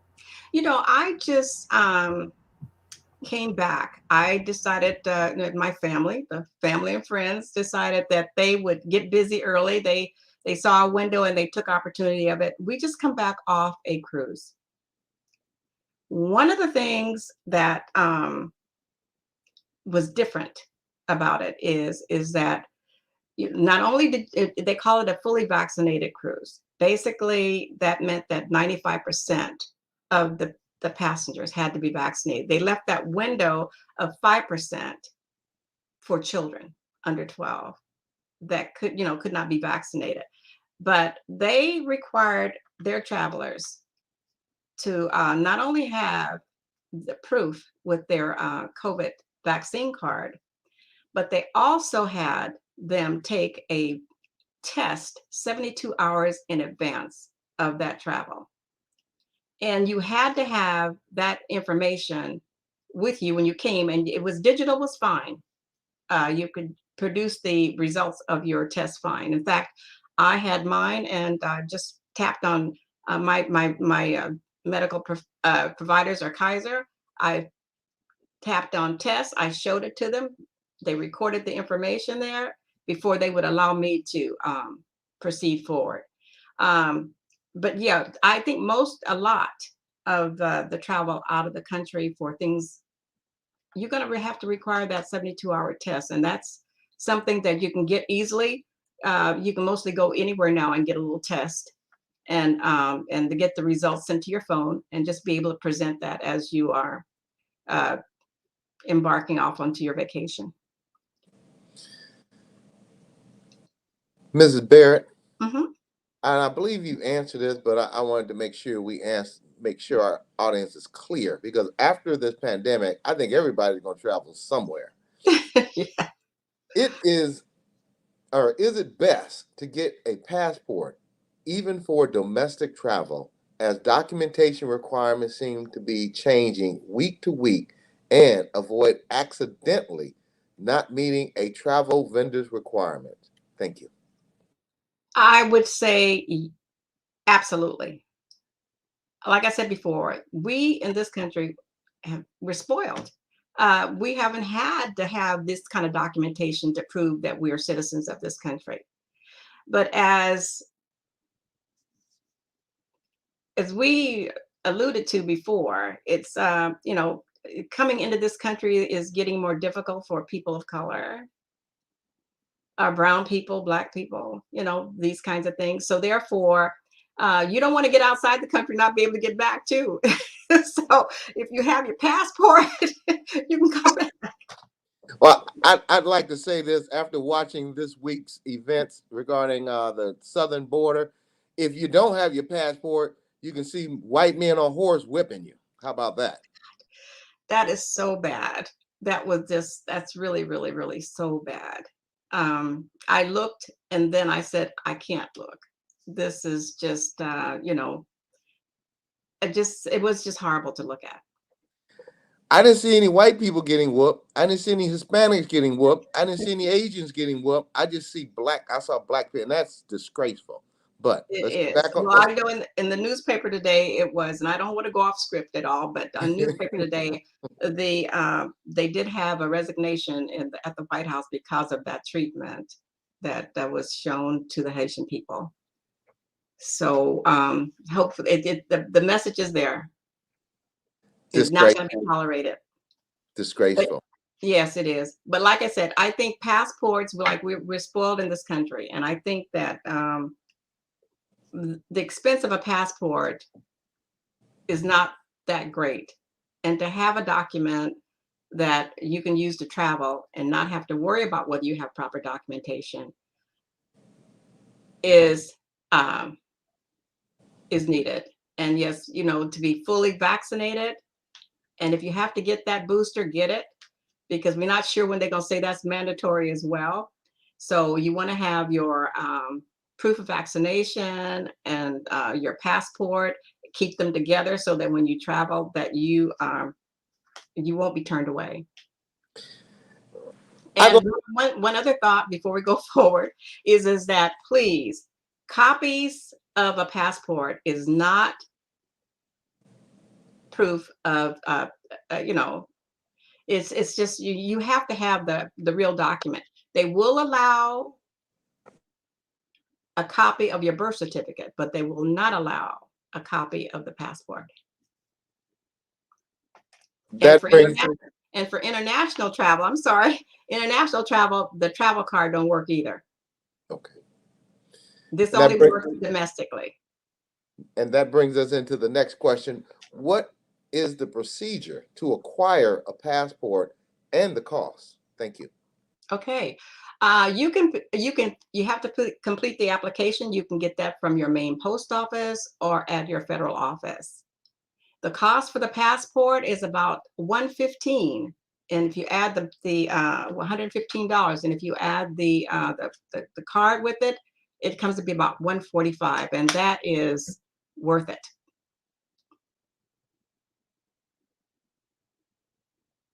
I believe you asked or answered this, but I want to ask it again. Do you need a COVID-19 vaccination, COVID-19 rapid test documentation, or both for airline travel, train travel, cruise ship, or to cross any of our borders, Canada or Mexico? And what about visiting any U.S. territories like Puerto Rico, U.S. Virgin, and Hawaii? Thank you. And I believe our last guest said they plan a trip to Hawaii, which I've never been. So I'm gonna plan a trip after this pandemic. If I got it all correctly, do you need COVID vaccinations to travel? It is my understanding that you do. Okay. Need to have that COVID because they asked to see it, your COVID vaccination. You on the airlines, you are required to wear a mask the whole trip. You're not, unless you're eating or drinking something. As far as the test is concerned, I haven't had the experience of having to have the test be 72 hours in advance of flying. Okay. So that is not certain about that because it didn't apply to us. Children under 12 years old that, they can go without the vaccination, but they must wear a mask at all times. Even 2 years old babies have to have their mask on. Did I answer the question? Yes. Dr. Ashley, please. So, Ms. Barrett, I've heard horror stories in traveling, and I have to knock on wood because that hasn't happened to me. But can you share with us, do you recommend that travelers purchase travel insurance? And is there a such thing, given that we're in the times of the pandemic, as COVID-19 or insurance or medical insurance related to traveling? Personally, I don't sell travel without the insurance. That's how strongly I would recommend that persons purchase travel insurance, because what it does is it protects you from, trip interruptions. What if you go someplace and you get hurt and you need medical attention? What if you have to be flown back home? What if a family member that didn't travel with you have a medical emergency, like death in the family or something, and you had to get back home outside of the travel arrangements you've made, or you have to make other travel arrangements in order to get back home? All of this is taken care of with travel insurance. That's why for me, based on the clientele that I work with mostly, I don't sell travel without the insurance accompanying it. It's just it's for their benefit. It's for their protection of their finances. And it's protection of them. I've had people get seriously ill on trips that I've been on. And because they had that travel insurance, they didn't have to come out of pocket with those funds. So I strongly recommend it. And travel insurance can, generally, if it's not sold by the, for me, if it's not sold by the, say, if we're not on a cruise, but the cruise lines have their own travel insurance, which I would say that there again, I don't sell the cruise without the cruise insurance. So people ask me, well, why does it cost more for me to travel with you than it does that I see on the computer for myself? First of hand, what you see when you applying for that vacation may not include the taxes, fees, or any of the other things that I can see that you can't see. That once you purchase it, all of it comes together and you have this higher ticket. So basically that what I'm saying is that travel insurance and is one of the best buys you can make, and it's available either through the person who is planning that travel for you, or you can go online and take a look at many options of purchasing insurance. Just if you have questions about it, call someone like me so I can advise you whether that's the best for you or not, because some of them don't cover existing conditions. That's important to know. Better to have it and not need it than to need it and not have it. Well, looking ahead, Ms. Barrett, what trips are you planning for 2022? Well, actually, I've had my student group call me, and they are, even though the schools are not really promoting it, the group that I work with has asked me if I'm ready for 2022, and I just let them know that my desk is clear and I'm ready to start working with them whenever they're ready to do so. And I don't know if I can say this, but my senior group has decided that for September of next year that they would like to start planning for that. We start way in advance because some seniors on fixed income, so we have to work a plan for a payment plan and so that they can afford to travel. So we start early, and we're looking at maybe September of 2022 doing our Washington D.C. and which was canceled before, the Washington D.C. New York City theater tour. So that is coming back to the table, and we are. There was one other. I think Seniors on the Move is also ready to do Alaska when it opens back up in 2022, and Family and Friends is they're ready to get busy as well. So we are thinking of maybe doing end of this year holiday cruise. Well, Ms. Bear, we have a couple minutes left, so I just want to first thank you, not just for sharing the knowledge, but as a young girl from Oakland, California, who did attend Howard University, thank you for visualization is very powerful. So showing youth what they can achieve in environments that are very much healing, holistic, but then just our home. So a home away from home. And while we have wonderful diversity in the Bay Area and throughout California, there is something very powerful about studying at HBCUs and just having the possibility to learn with and from people who look like you. So thank you for your efforts in that.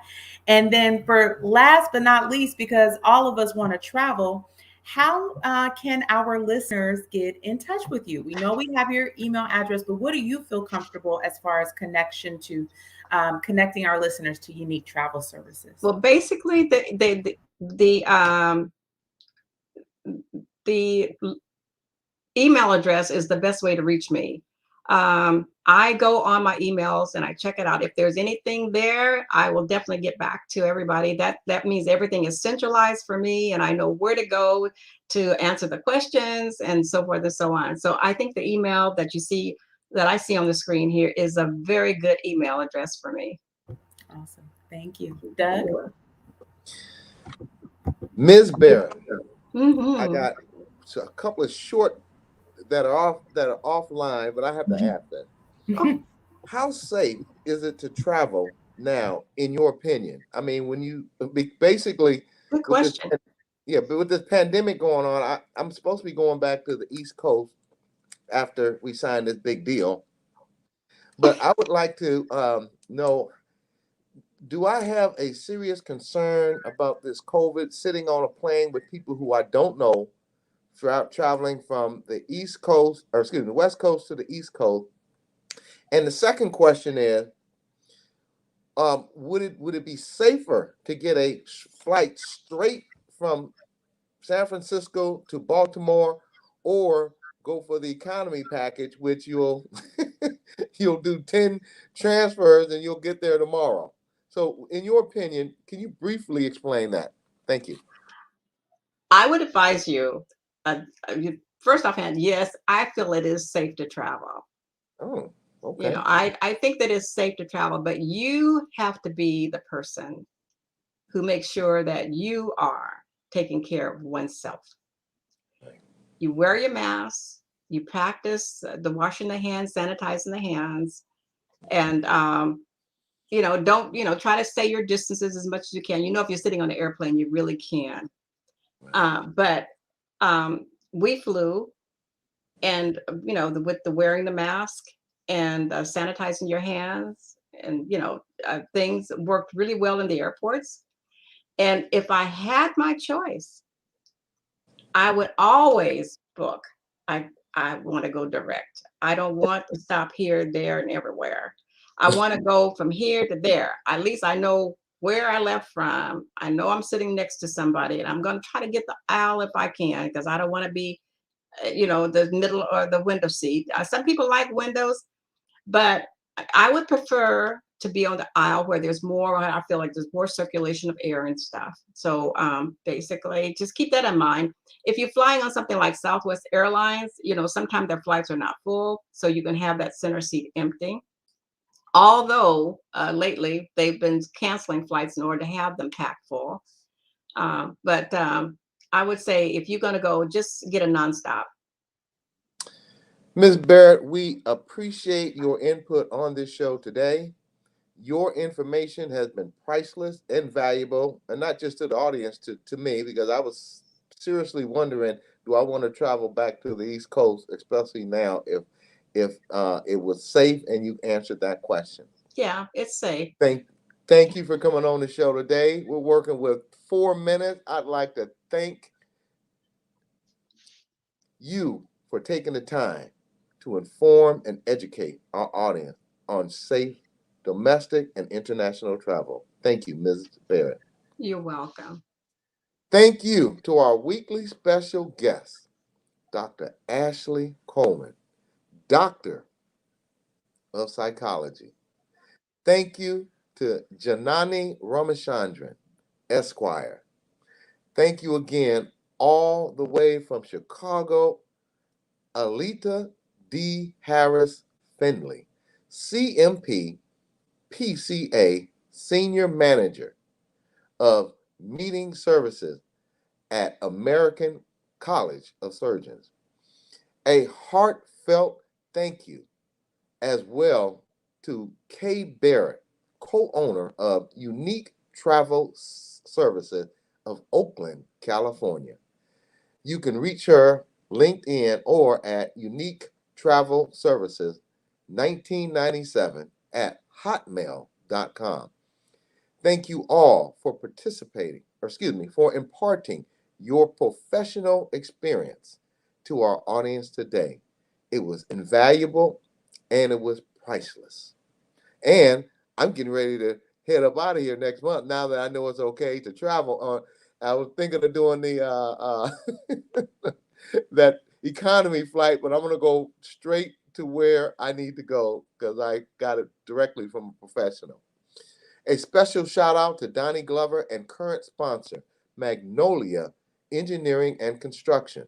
We also have a network of shows hosted by Mr. Donnie Glover, such as Chap and Friends on Monday, Party Marty, Let's Talk on Tuesday, Sister Biz with my sisters, Nicole and Tamara, on Wednesday, Black USA Crypto News with Kamal Hubbard, my brother, on Friday, So be sure to check out these Black voices and guiding lights in our community. And I'd like to say thank you to our audience who make this possible. One shout out before I close it out. I'd like to thank the Oakland African American Chamber of Commerce. Without our Black chambers creating avenues for success for our Black businesses and commerce, this show would not be in existence. I'd like to say to our audience, thank you for tuning in. And remember, together, we can listen, we can learn, and share, because I know you care. This is Doug Blacksher of the Black Business Roundtable. God bless and good night. Thank you.